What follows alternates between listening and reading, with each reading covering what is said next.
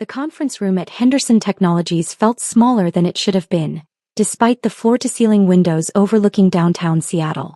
I sat in the corner chair, the one closest to the door, while my brother Marcus commanded attention from the head of the table. 23 people filled the space, board members and senior executives, their expensive suits and practiced expressions creating an atmosphere of controlled importance.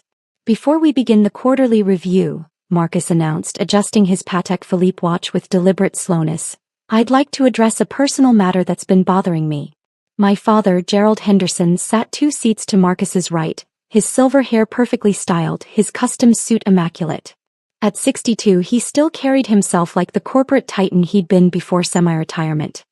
He nodded encouragingly at Marcus, a small smile playing at his lips. My sister Emily decided to grace us with her presence today, Marcus continued, gesturing toward me with what might have looked like casual dismissal to anyone who didn't know him. I knew him. This was calculated. She's been asking questions about company operations, stock structures, things that are frankly beyond her comprehension. Several board members shifted uncomfortably. Jonathan Price, the CFO who'd been with the company for 8 years, studied his tablet screen with sudden fascination. Margaret Chin, head of operations, found something interesting in her coffee cup. Marcus, I said quietly, keeping my voice level, I was simply trying to understand. That's exactly the problem, he interrupted, leaning forward with practiced intensity. You're trying to understand things you'll never understand. Real business. Strategic positioning. Market dynamics. He paused, letting each phrase land with weight.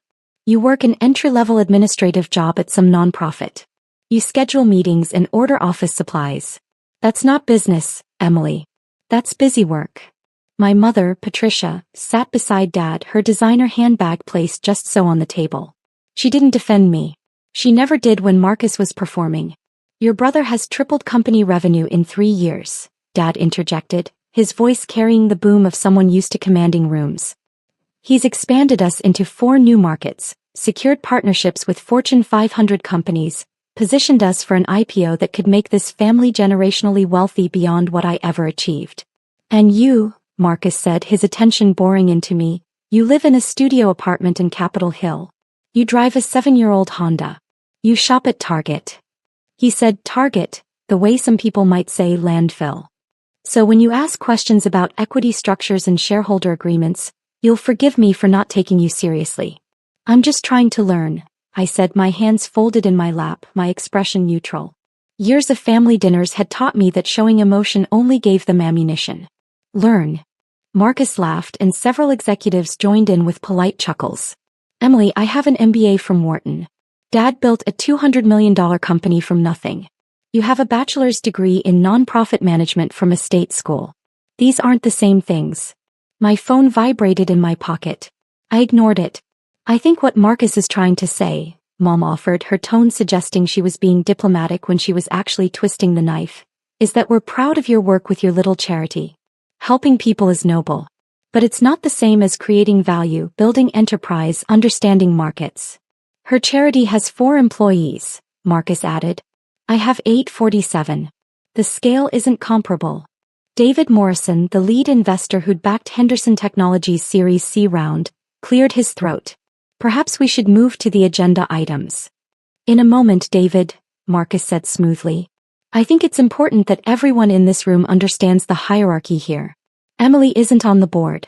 She isn't a shareholder. She has no formal role in this company. She's here because she's family, and I'm trying to be generous by exposing her to what real business looks like. Though that generosity has limits, Dad added. We can't have someone who doesn't understand the fundamentals questioning strategic decisions. I wasn't questioning, I said softly. I asked about the shareholder distribution because you saw some paperwork you didn't understand, Marcus finished. Yes, Emily, companies have complex ownership structures.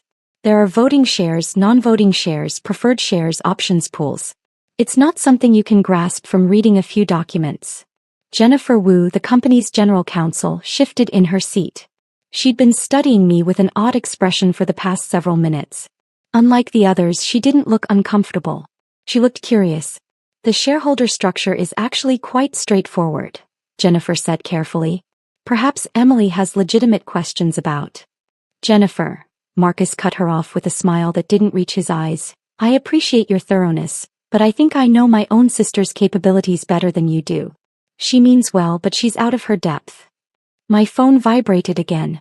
Then again. Kept my hands still. You know what your problem is, Emily? Marcus stood now, pacing behind his chair like a professor delivering a lecture. You've never had to compete. You've never had to fight for market share, negotiate with vendors who smell weakness, manage teams that are looking for any sign you don't know what you're doing. You chose an easy path. A safe path. And now you're trying to understand a world you deliberately avoided. That's not fair, I said quietly. Fair. Dad's voice rose. You want to talk about fair? Is it fair that Marcus works 80-hour weeks while you leave your office at 5? Is it fair that he's building something generational while you're satisfied with a paycheck that probably doesn't cover what we spend on wine in a month? Several people looked away. This wasn't a business meeting anymore. This was a family evisceration with an audience. I make $38,000 a year, I said, stating a fact, not complaining. Exactly, Marcus pounced. And I made $2.3 million last year. Do you understand the difference? That's not luck. That's capability. That's understanding business at a level you'll never reach. Marcus has a point, Mom said, her voice gentle in that particularly cutting way she'd perfected. You're 31 years old, Emily. Most people at your age in the business world are already senior managers, directors. You're still doing administrative work. We're not being cruel. We're being realistic. My phone was vibrating continuously now. Whoever was calling wasn't giving up. Answer your phone, Marcus said, checking his watch again. Probably someone calling about copier maintenance or something equally critical. I pulled out my phone. The screen showed 8 missed calls from Richard Ashford and 3 from Chin Wei. Both names would mean nothing to anyone in this room except Jennifer Wu, who'd gone very still, her eyes fixed on my phone screen from across the table. I should take this, I said quietly. Of course you should, Marcus said. Well, wait. I'm sure your emergency involves someone's travel reimbursement or a scheduling conflict for a meeting room. I stood and walked to the corner of the room by the windows. Richard Ashford's number appeared again. I answered. Miss Henderson, Richard's British accent was crisp with urgency. I've been trying to reach you for 40 minutes. Chin Wei is on the line as well. We have a situation that requires immediate authorization. I'm in a meeting, I said quietly. I understand, but this can't wait. The Phoenix Holdings acquisition is moving forward ahead of schedule. The Singapore group is pressuring for a decision on the Henderson Technologies position. We need to know whether you want to proceed with the full sale of your stake or maintain majority control. Behind me, I could hear Marcus resuming his presentation about quarterly projections, his voice confident and commanding. How much time do I have? I asked. They want an answer within 2 hours. Given the current valuation at $268 million, your 67% stake represents approximately $180 million. But if Phoenix completes their acquisition first, your control position becomes significantly more valuable. Chen Wei calculates potential value at $340 million within 18 months if you maintain control and exercise certain options. I closed my eyes briefly. 18 months of planning was accelerating faster than anticipated. Miss Henderson? Richard prompted. Schedule an emergency board call for 3 hours from now, I said. I'll need Chin Wei, the Phoenix Holdings team, and our legal counsel. Your brother's meeting will still be in progress, Richard noted. I know. Shall I send the standard NDA warnings to everyone who'll be present? Yes. And Richard? Send the full Henderson Technologies ownership documentation to Jennifer Wu at this address. She's going to need it in about 15 minutes. I ended the call and returned to my seat. Marcus was deep into a PowerPoint presentation about expansion into the Portland market, his laser pointer highlighting growth projections. Everything okay? He asked without pausing his presentation. Did they run out of sticky notes? A few people laughed. Everything's fine, I said. Good, Marcus continued. As I was saying, Portland represents a $47 million opportunity over 3 years. We've already secured preliminary contracts with 3 major clients, and our proposal for the Meyer Corporation contract is highly competitive. My phone buzzed with a text. Jennifer Wu had received the documentation. I watched her open the email on her tablet, watched her eyes widen slightly as she began reading. The Portland expansion will require approximately $8 million in initial capital, Marcus explained, which we'll source from our Series D round that closes next month. The valuation puts us at $268 million post-money, which positions us perfectly for the IPO we're targeting for next year. Jennifer was reading faster now, scrolling through page after page.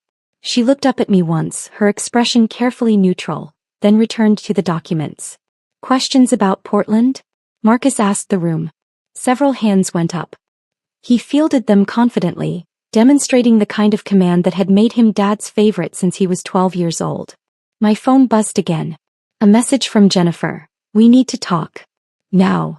I typed back. After the meeting. She replied, no. Now. Jennifer stood abruptly. Marcus, I apologize for interrupting, but I need to address something that's come to my attention. It's time-sensitive and it involves company ownership structure. Marcus frowned. Jennifer, we can discuss internal matters after. This can't wait, she said firmly. The room went silent. Jennifer Wu didn't interrupt board meetings without cause. I've just received documentation that materially affects everything we're discussing. What documentation? Dad asked, his voice sharp. Jennifer looked directly at me. Hey, I nodded once. Emily Henderson, Jennifer said clearly, is not a casual observer at this meeting.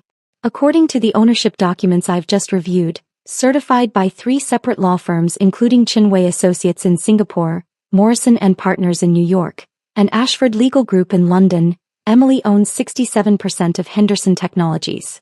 The room erupted. Marcus actually stepped backward, his laser pointer clattering to the table. Dad's face went through 3 different shades of red in rapid succession. Mom's perfectly applied makeup couldn't hide the sudden draining of color from her cheeks. That's impossible, Marcus said, his voice lacking its earlier confidence.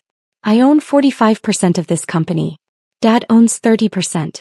The investors own the rest. You own 45% of voting Class A shares, Jennifer corrected, her lawyer voice precise and unemotional. Emily owns 67% of total equity through a combination of Class B shares, preferred shares and convertible instruments that were established through a series of strategic acquisitions over the past 4 years. 4 years. Dad stood now, his hands flat on the table. What acquisitions? I would know about. You wouldn't, Jennifer interrupted, because they were conducted through intermediary investment vehicles.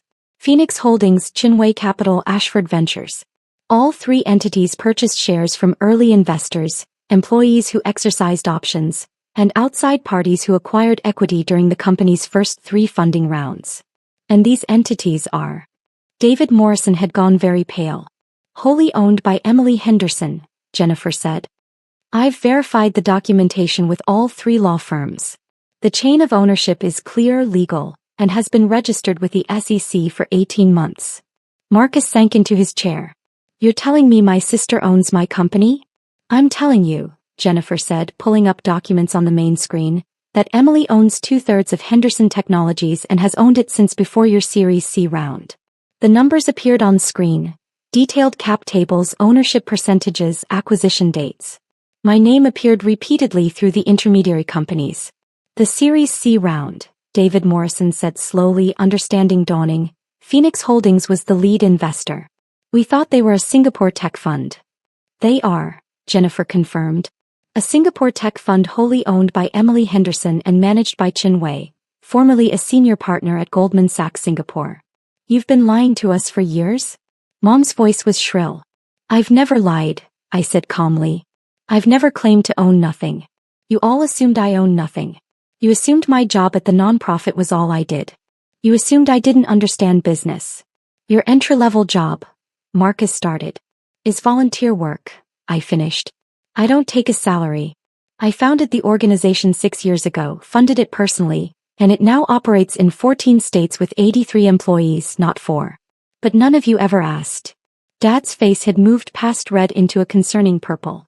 If you own 67% of this company, then every decision we've made required my approval, Jennifer confirmed, which Emily provided through her designated representatives on the board. Phoenix Holdings has had 2 board seats for 18 months. You've been voting with them on every major decision. The IPO, Marcus whispered. If Emily owns 67%, then the IPO would make her Current pre-money valuation is $268 million. David Morrison calculated out loud, his investor's brain automatically running numbers even in shock. Post-IPO we're projecting $800 million to $1.2 billion. 67% of $1 billion is $670 million, I said quietly. Give or take. The silence in the room was absolute.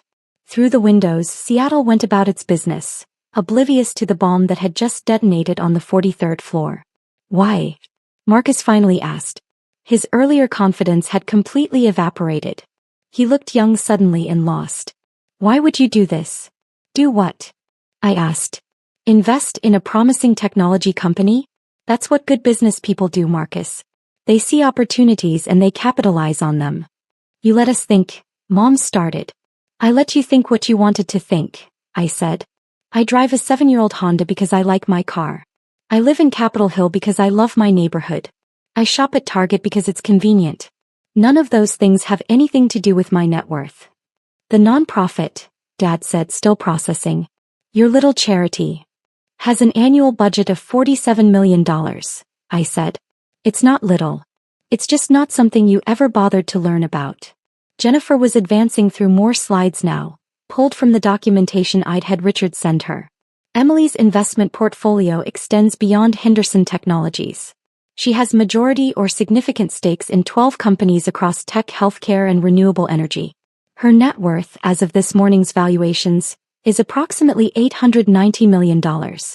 Almost $1 billion, Marcus said numbly. And you let me, he continued, his voice rising, you let me stand here and lecture you about business? You let me mock your career, your income, your capabilities. Yes, I said simply. Why? Because I wanted to see how far you'd go, I said, my voice still calm.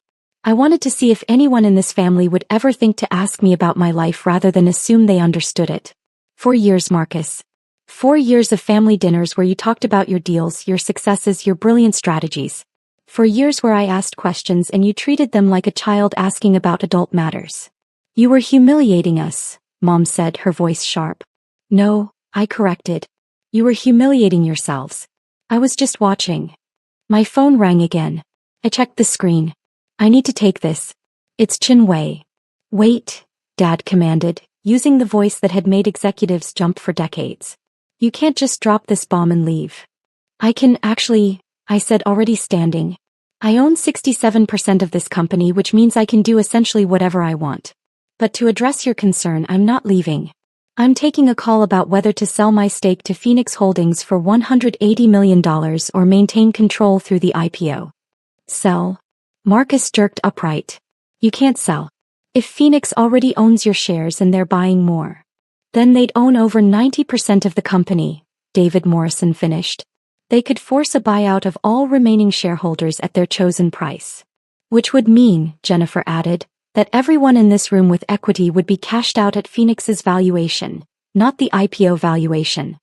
That's tens of millions of dollars in difference, Dad said, the calculation hitting him. Marcus's stake would be worth significantly less, I confirmed. About 60% less than the IPO scenario. But it would be clean, quick, and you'd all be out of the company within 6 months. You wouldn't, Marcus said, but uncertainty flooded his voice. I'm considering it, I said honestly.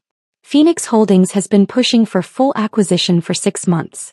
I've been resistant because I believed Henderson Technologies had strong leadership and significant growth potential.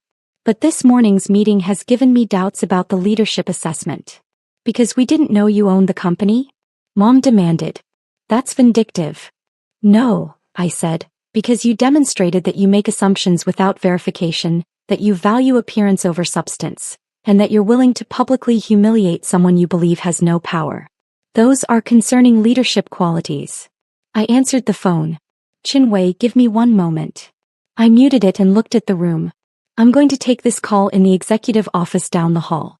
It will last approximately 30 minutes. During that time, you might want to discuss how you'd like to proceed. Proceed with what? Dad asked. With your employment, I said simply. Marcus, you're the CEO, but I'm the majority shareholder. I have the right to replace you at any time for any reason. Dad, you're chairman of the board, but I control 67% of the votes. I can reconstitute the board with a single shareholder resolution.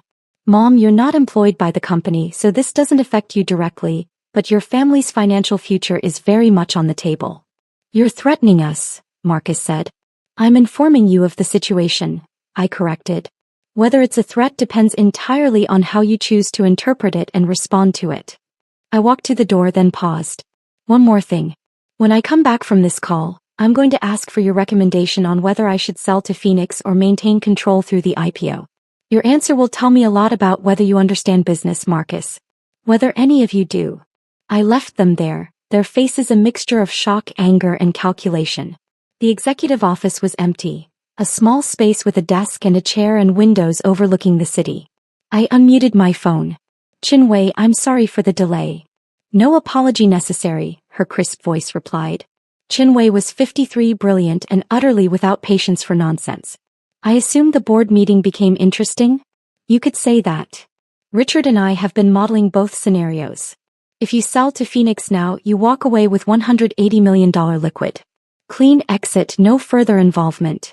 If you maintain control through IPO, best case scenario puts you at $670 million in 18 months, but you remain entangled with your family's company and all the complications that entails. And if the IPO underperforms? Worst case realistic scenario still puts you at $380 million. The company fundamentals are sound despite your brother's theatrical management style. But Emily, this isn't really a financial question, is it? No, I admitted. This is about whether you want to punish them or prove something to them. And I'll tell you what I tell all my clients. Neither punishment nor proof should drive investment decisions. Then what should? What serves your interests? What moves you toward your goals? Your family's opinion of you should not be a factor in a $180 million decision. Through the office window I could see Elliott Bay, ferries cutting white lines across blue water. Seattle spread out below, thousands of lives being lived by people who had no idea a woman in a corner office was deciding the financial fate of hundreds of employees and her entire family. The nonprofit could do a lot with $180 million, I said. It could, Chinwei agreed. You could expand to all 50 states, triple your impact, help tens of thousands more people. That's a valid consideration. Or I could maintain control, guide the company through IPO, potentially end up with much more money and much more ability to create change. Also valid. But I'd have to work with Marcus, with Dad, with a board that just watched them humiliate me. Yes. Though I suspect that particular dynamic would be considerably different going forward. I laughed despite myself. That's an understatement. What does your instinct tell you? I thought about Marcus's face when Jennifer revealed the ownership structure. About Dad's purple rage. About Mom's shock that her disappointing daughter wasn't disappointing at all, just disappointing to them. I think, I said slowly, that I want to see what they do in the next 30 minutes. Interesting choice, Chinwei said. I'll prepare documents for both scenarios. Call me when you decide. I ended the call and sat in the executive office chair, swiveling to face the window. My phone buzzed with text. Jennifer, they're arguing. Then, your father is demanding we verify everything. Then, Marcus is very quiet. That might be worse. 28 minutes later I walked back to the conference room. The atmosphere had changed completely. Everyone sat in their seats, but the casual confidence from before had been replaced with something else. Calculation. Fear. Respect maybe, though I wasn't sure I wanted that from these people. Marcus stood when I entered. The gesture was unfamiliar, foreign. He'd never stood when I entered a room in his life. Emily, he said, his voice carefully controlled, we'd like to apologize. That's not what I asked for, I said, returning to my seat. I asked for your recommendation on the Phoenix sale. Don't sell, Marcus said immediately. The company is worth more in the IPO scenario. Significantly more. You'd be leaving hundreds of millions on the table. That's your professional opinion? I asked. Yes. And the fact that selling would cash you out at a significantly lower valuation has nothing to do with that opinion? He had the grace to wince. It's a factor, he admitted. I won't pretend it isn't. But it's also true. Henderson Technologies is positioned for explosive growth. The Portland expansion is just the beginning. We have Seattle, San Francisco, and Austin already producing strong revenue. Portland adds another major market. Then Denver, Phoenix, Chicago. Within 3 years, we could be the dominant player in our space. I noted. Interesting pronoun choice. You own the company, Marcus said. I'm the CEO you hired essentially, even if that hiring happened indirectly. And if I choose to unhire you? The room held its breath. Then I'd be disappointed, Marcus said, because I've spent 3 years building something I believe in. But I'd understand. I deserve it actually for how I spoke to you today. Gerald. I turned to my father. Your thoughts? Dad looked older than he had an hour ago. I think I've underestimated you, he said quietly. Badly. I think I've spent 31 years seeing what I expected to see rather than what was actually there. That's not a recommendation on the Phoenix sale, I pointed out. Don't sell, he said. Not because of me, not because of Marcus. Sell because Chinwei is right, you could do more good with more money. The IPO path gives you that. But it also gives me 2 more years dealing with this family in a business context, I said. It does, Dad acknowledged. And I can't promise that will be easy or pleasant. But I can promise that things will be different going forward. Different how? With you in your proper place, Dad said. As the owner. The ultimate authority. Not as the daughter we dismissed but as the businesswoman who outsmarted all of us. I turned to Jennifer. Legal opinion? The sale makes sense if you want a clean exit, Jennifer said. Maintaining control makes sense if you want to build something. Both are defensible choices. Though I'll note that Phoenix Holdings would likely replace the entire executive team if they take full control, so you'd be condemning everyone in this room to unemployment. Including yourself, I observed. Including myself, she agreed. Though I'd land on my feet.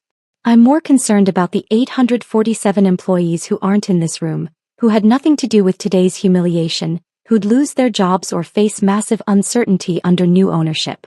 That was the consideration that mattered.